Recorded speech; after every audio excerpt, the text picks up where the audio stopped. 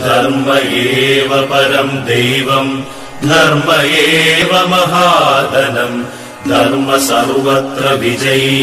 നമസ്കാരം. ഈ പ്രേക്ഷകർക്ക് ദൈവദശകം ടിവിയുടെ വിശുദ്ധിന ആശംസകൾ.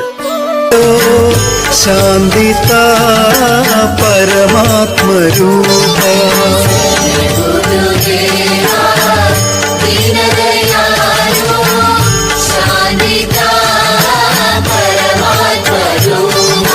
ശ്രീ ഗുരുദേവാ ദീനദയാലോ ശാന്തിത പരമാത്മരൂപ